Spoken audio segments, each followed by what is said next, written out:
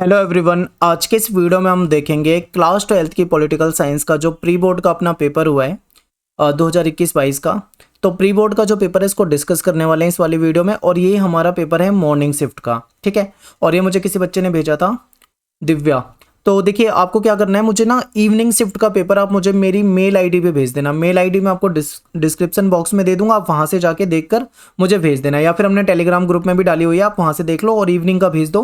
क्योंकि मुझे एक दो बच्चों ने भेजा है पर पेपर ब्लर है, पेपर की क्वालिटी सही होनी चाहिए ताकि मैं उसे दिखा पाऊँ आपको। तो इस चीज़ का ध्यान रखें, ठीक है, भेज दीजिए। अब बात करते हैं क्वेश्चन पेपर की। तो सबसे पहले इसको देखते हैं। पेपर जो अपना है वो 40 मार्क्स का है और टाइम आपको 2 घंटे का मिलेगा, और 3 सेक्शन में आपका पेपर डिवाइड है। 8 क्वेश्चन आपको सेक्शन ए के अंदर मिलेंगे जो कि 2 नंबर के आपके क्वेश्चन है। ठीक है, सेक्शन बी की बात करें तो यहाँ पे आपको 3 क्वेश्चन मिलेंगे जो कि 4 नंबर के क्वेश्चन होंगे आपके, 4 4 4 इस तरीके से। फिर इसके बाद सेक्शन सी है, इसमें आपको 2 लॉन्ग क्वेश्चन है जो कि 6 नंबर वाले क्वेश्चन आपके होंगे, ये आपको करने हैं। जो आपके 2 नंबर के क्वेश्चन है उसमें आपको 50 वर्ड से बड़ा आंसर नहीं लिखना, ज्यादा नहीं जाना चाहिए। ठीक है, 4 मार्क्स वाले क्वेश्चन की बात करें तो 100 वर्ड से ज्यादा आपको आंसर नहीं देना है। अगर 6 नंबर के क्वेश्चन की बात करें तो 170 वर्ड से ज्यादा आपका आंसर नहीं होना चाहिए। ठीक है, तो ये हो जाएगा। अब चलिए एक बार देखते हैं, सबसे पहले बात करते हैं सेक्शन ए की। तो सेक्शन ए का जो सबसे पहला क्वेश्चन है, और ये क्वेश्चन देखते हैं। देखिए, ये सारे के सारे क्वेश्चन जो आपके पेपर में आए हैं A to Z मैंने कराए हुए हैं। अगर आपने चैप्टर की वीडियो देखी है, इंपॉर्टेंट क्वेश्चन की वीडियो देखी है, तो सारे क्वेश्चन आपको मिल जाएंगे। बहुत ही नॉर्मल पेपर है ये।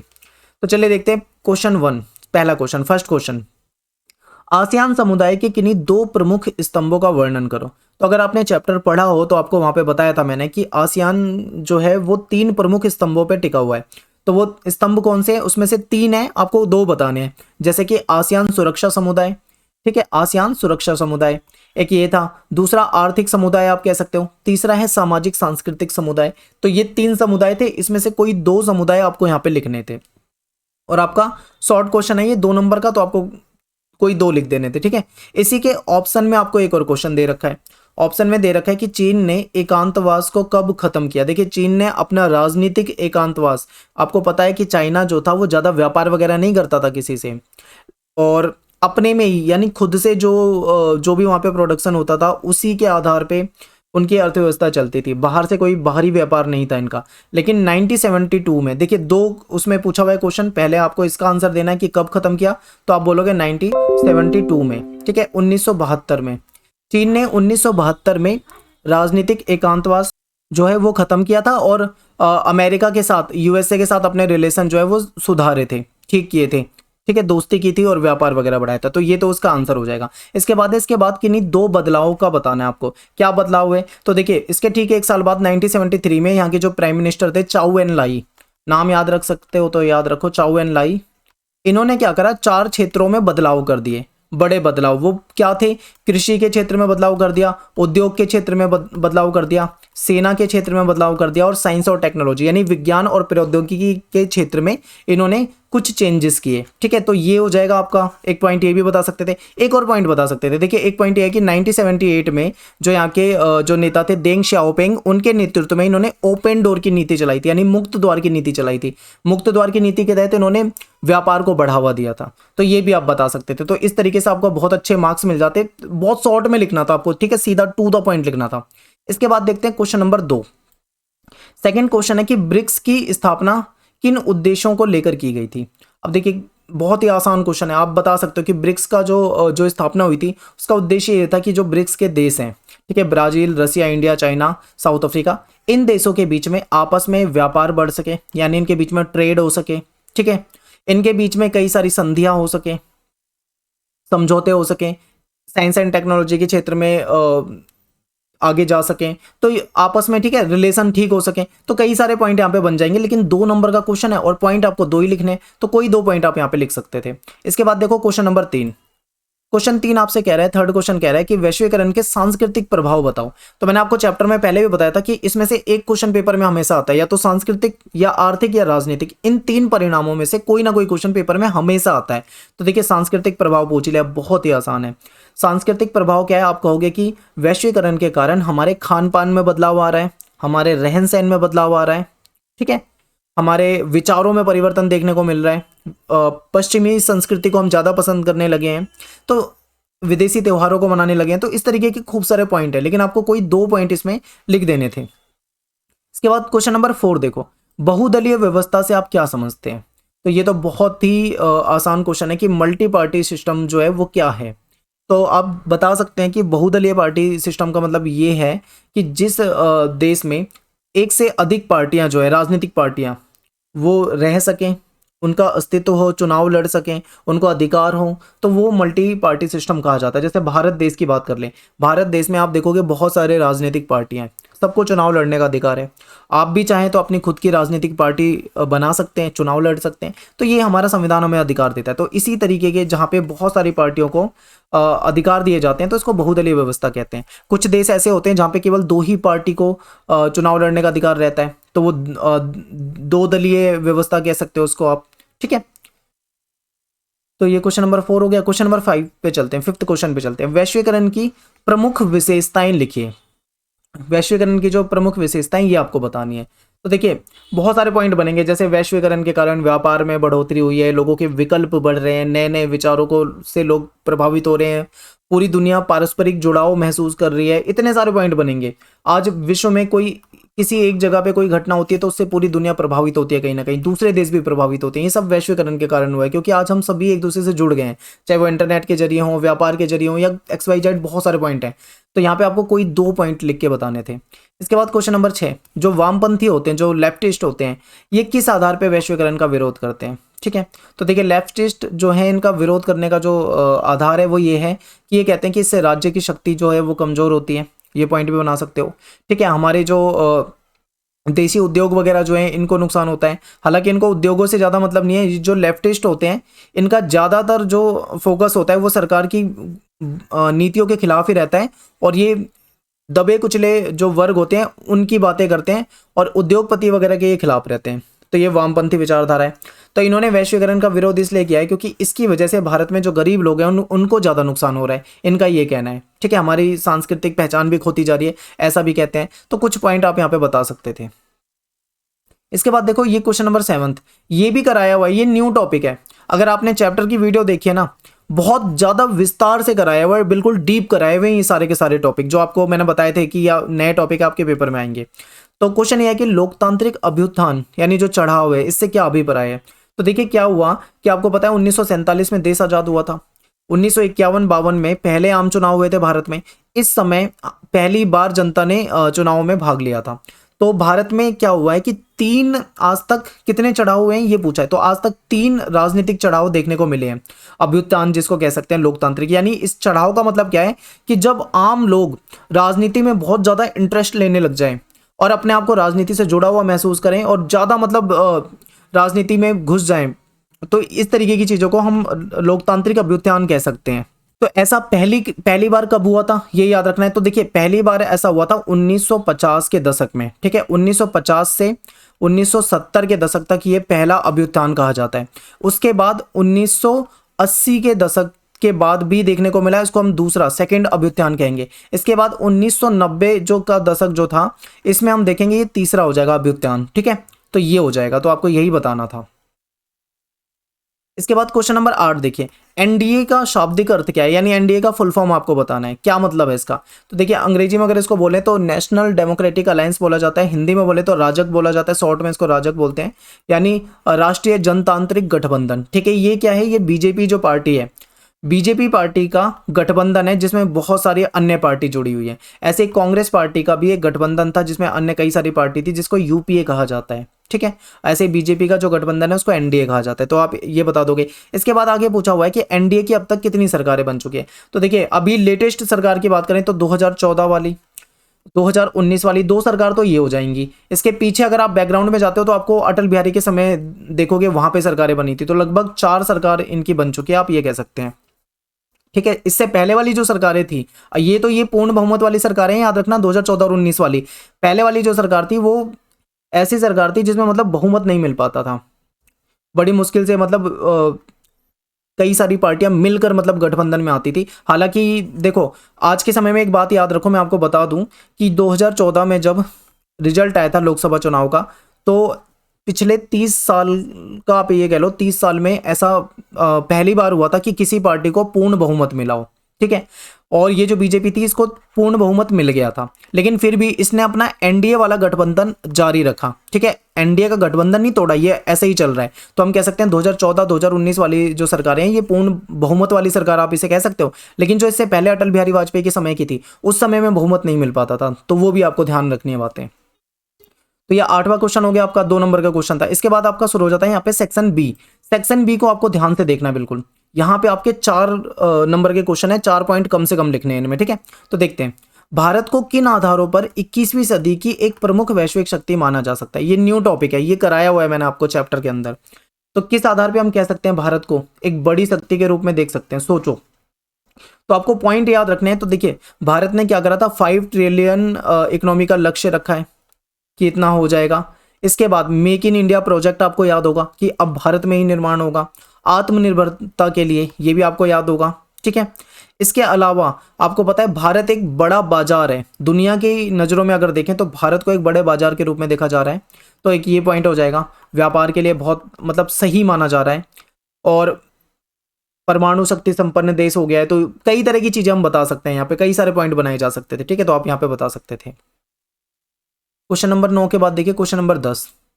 1975 के राष्ट्रीय आपातकाल के प्रमुख सबक का वर्णन करो। और ये वो चैप्टर, इस चैप्टर का वो क्वेश्चन है आपके आपातकाल वाले का जो कई बार रिपीट होता है। और मैंने आपको पहले भी बताया था कि ये क्वेश्चन वो है जो बहुत ज़्यादा रिपीट होने के चांसेस है, याद कर लो अगर आपने वीडियो देखी हो तो।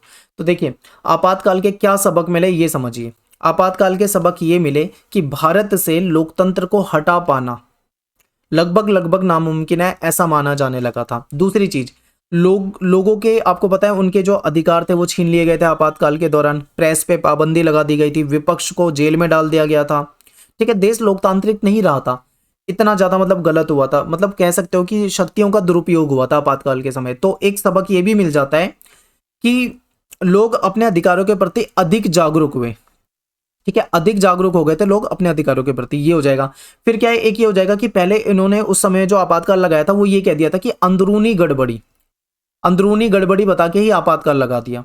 जबकि अब ये इसके बाद ये फैसला लिया गया कि अब कभी भी अंदरूनी गड़बड़ी बता के देश में इमरजेंसी नहीं लगाई जा सकती, आपातकाल नहीं लगाया जा सकता। ठीक है, ये बात क्लियर कर दी गई थी, ये भी आपको यहाँ पे याद रखना है। और एक चीज और इमरजेंसी कैसे लगाई जाएगी, तो उसके लिए क्या होगा, पूरी कैबिनेट बैठेगी, उस पर डिस्कशन होगा आपातकाल के मुद्दे पे, सबके लिखित में वहां पे सिग्नेचर होंगे, सबकी सहमति होगी। उसके बाद वो मुद्दा जाएगा राष्ट्रपति के पास, तब जाके इमरजेंसी लगाई जाएगी। ये एक प्रोसेस है। और अंदरूनी गड़बड़ी बता के नहीं, जब कोई युद्ध हो रहा हो या कोई युद्ध वगैरह के मामले में या इंटरनल कोई ऐसा संघर्ष हो गया हो बहुत ज्यादा जिसमें 2 समुदाय लड़ गए हो, कोई सीरियस मुद्दा होगा तब लगाया जाएगा। ऐसे छोटी छोटी बातों पे नहीं लगा दिया जाएगा कि कोई विरोध कर रहा है तुम्हारा तो तुम आपातकाल लगा दो। तो ये भी एक सबक मिलता है। ठीक है, तो ये आप यहाँ पे पॉइंट बता सकते थे। ये हो जाएगा क्वेश्चन नंबर 10। क्वेश्चन नंबर 11 देखो एक बार। भारत के दिए गए राजनीतिक मानचित्र में आपको 4 राज्यों में ABCD करके दिखाया हुआ है, आपको उसको पहचानना है और उसके बाद उसके क्वेश्चन के आंसर देने। तो एक बार मैप को देख लेते हैं हम। देखिए ये आपको जो D दिखाई दे रहा है ये है तमिलनाडु, ये आपको स्टेट पता होना चाहिए। ठीक है, B जो है ये बिहार राज्य है, और इधर आपको ये मणिपुर और त्रिपुरा दिख रहे हैं C और D की तरफ। तो एक बार क्वेश्चन को पढ़ लेते हैं तभी हम इसके आंसर पे जा पाएंगे। ठीक है, पहला क्वेश्चन है कि वह राज्य जहां पे 2004 के लोकसभा चुनाव में वाम दल यानी जो वामपंथी होते हैं इनको जीत हासिल हुई थी। 2004 के लोकसभा चुनाव में कहां पे हुई थी, तो अगर आप गूगल वगैरह करोगे तो आपको पता लग जाएगा, त्रिपुरा। इसके बाद है कि 1991 में जो प्राइम मिनिस्टर राजीव गांधी जो थे इनकी हत्या हो गई थी, आपको पता है एक सभा में गए हुए थे, तो वो किस राज्य में हुई थी, तो ये तमिलनाडु में हुई थी। लिट्टे वगैरह आपने पढ़ा हो तो तमिलनाडु, यानी यहाँ पे D हो जाएगा इसका आंसर। ठीक है, इसके बाद एक बार देखिए वह राज्य जहां 2004 के लोकसभा चुनाव में संयुक्त प्रगतिशील गठबंधन यानी जो ये UPA था, कांग्रेस वाला गठबंधन, इसको जीत हासिल हुई। 2004 के लोकसभा चुनाव में जो UPA है इस गठबंधन को जीत हासिल हुई। वो लोकसभा 2004 में वो राज्य कौन सा है, तो एक बार देखिए C और D। त्रिपुरा हमने कर लिया तो दूसरा मणिपुर हो जाएगा। ठीक है, इसका आंसर मणिपुर होना चाहिए, क्योंकि BP मंडल वाला आपको पता है ये बिहार से संबंधित है। तो इसका बिहार हो जाएगा। तो देखिए पेपर में मान लो कोई क्वेश्चन नहीं आ रहा ना, तो कैसे करना है, जैसे आपको जो कंफर्म हो पहले वो कर दो। डी आपको पता है कि यहाँ पे राजीव गांधी की हत्या हुई थी, तो ये फिक्स कर दो कि राजीव गांधी की हत्या के लिए ये वाला पॉइंट आ जाएगा। बिहार से संबंधित कौन है, जो बीपी मंडल है, जो मंडल है, मंडल आयोग जिनके अध्यक्षता में बना था, वो बिहार से संबंधित है। ये दो फिक्स कर दो, फिर कंफ्यूजन जो रहेगा इन दोनों में। तो यहाँ पे कंफ्यूजन जो है, यहाँ पे अगर आप थोड़ा सा गलत भी हो जाता है तो भी चांस है कि आपके नंबर नहीं कटेंगे ज़्यादा, ठीक है। तो ये चीज़ें हैं। इसके बाद देखो, अच्छा यहाँ पे लिखना था मैं, ये दे रखा है, एक बार मैं इसे सीधा कर देता हूँ।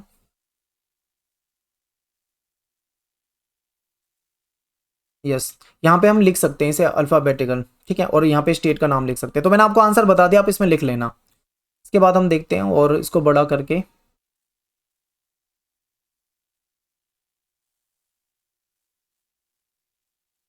एक क्वेश्चन ये भी है जो विजुअल इम्पायर्ड है इनके लिए, कि गैर कांग्रेसवाद से क्या अभिप्राय है, ये विचार किसने दिया। तो गैर कांग्रेसवाद का जो विचार था वो राम मनोहर लोहिया ने दिया था, आरएमएल शॉर्ट में कह सकते हैं, ठीक है। क्या था इसका मतलब, देखो राम मनोहर लोहिया जो थे वो समझ चुके थे कि कांग्रेस को का जो संगठन है वो पूरे देश में है, ठीक है, सबसे ज्यादा वोट मिल जाते हैं, इसीलिए कांग्रेस आराम से जीत जाती है। और जो बाकी जो छोटी छोटी पार्टियां हैं वो बटी हुई है अलग अलग विचारधाराओं में, तो ऐसे में इनको जो जो सीटें मिलती है तो उससे कुछ कर नहीं पाते ये। तो ऐसे में इन्होंने ये कहा कि अगर तुम्हें कांग्रेस को टक्कर देनी है तो कहीं ना कहीं हमें एक होना पड़ेगा। तो इन्होंने सभी विपक्षी दलों को एक ही छतरी के नीचे आने को कहा था, यानी एक साथ मिल जाने को कहा था और मिलकर गठबंधन बनाने को कहा था। इसी नीति को गैर कांग्रेसवाद का नाम दिया गया था, ठीक है। इसके बाद अगला क्वेश्चन देखते हैं, क्वेश्चन नंबर 12 देखो। क्वेश्चन नंबर 12 है कि दक्षिण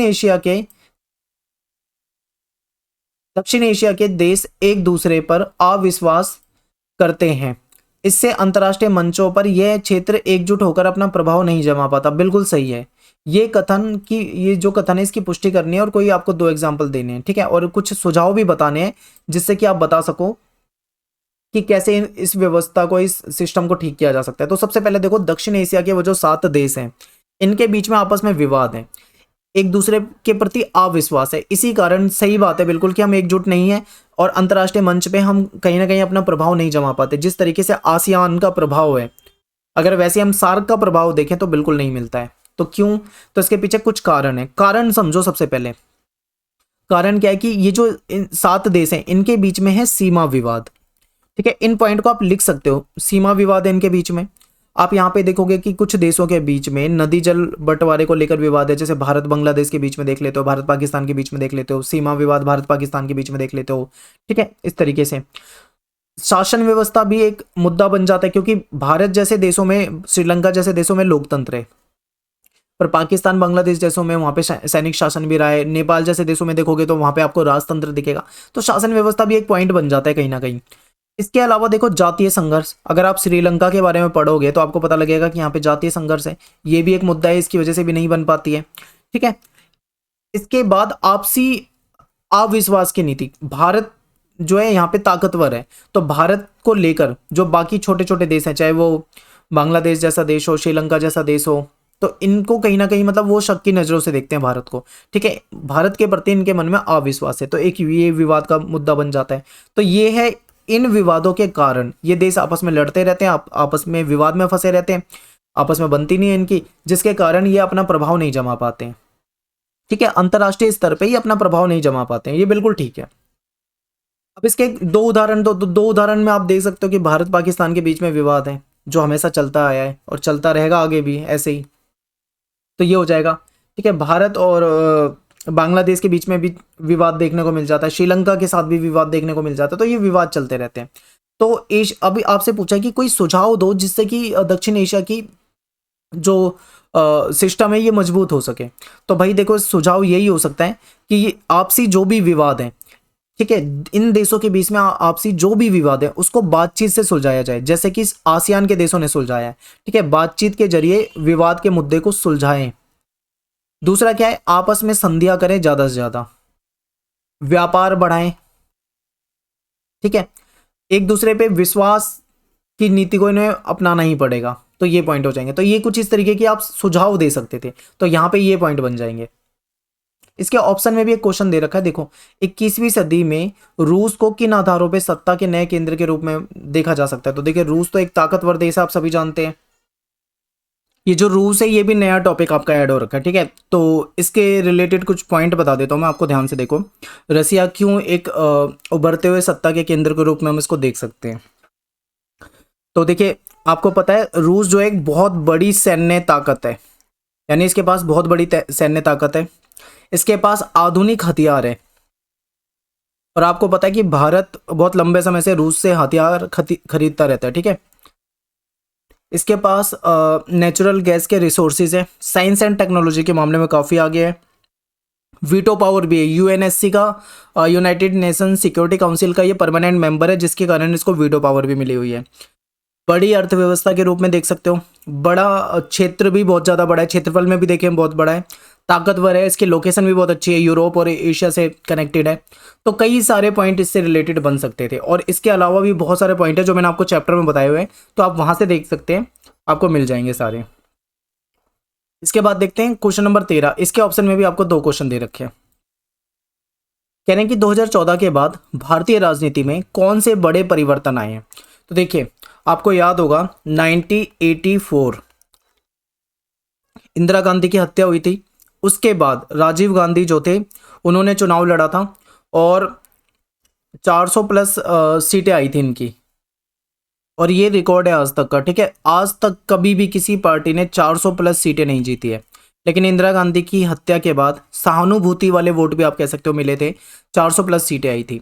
तो ये एक वो समय था जब पूर्ण बहुमत मिला था। इसके बाद आप ध्यान से समझो 1984 के बाद 1989 और उसके बाद के जो भी चुनाव होते गए 2014 तक, यानी 1984 से लेके 2014 तक बीच में, अगर हम बीच की बात करें तो कभी भी कोई ऐसी पार्टी नहीं थी जिसने बहुमत प्राप्त किया हो।